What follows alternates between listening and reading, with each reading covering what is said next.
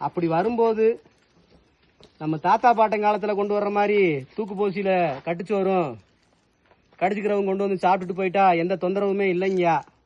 இன்னைக்கு பாத்தீங்கன்னா விதவிதமா தின்பண்டங்களை வந்து நெகிழி கவர்கள்ல அடைச்சி விற்கிறாங்கய்யா.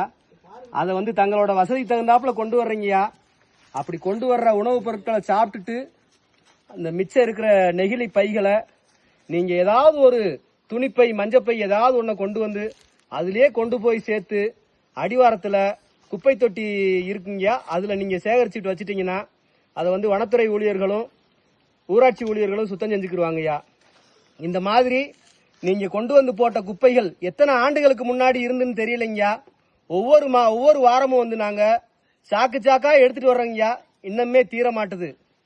அல்ல குறையாத பொக்கிசம் இல்லைங்க. இது நம்ம வன உயிர்களையும் இயற்கையின் எழில் வளங்களான மரங்களையும் அழிச்சுக்கிட்டு வர்ற ஒரு பெரிய ஆபத்தான விஷயம் தாங்க நெகிழி. அதனாலங்கய்யா இனி வரும் காலங்கள்ல அவங்கவுங்க கொண்டு வர்ற தின்பண்டங்களோட நெகிழி கவர்களை தாங்களே கொண்டு வந்து கீழே வந்து சேர்க்குமாறு உங்களை கையெடுத்து கும்பிட்டு கேட்டுக்கிறீங்க. ஓம் நம சிவாயங்க ஐயா. ஓம் நம சிவாய.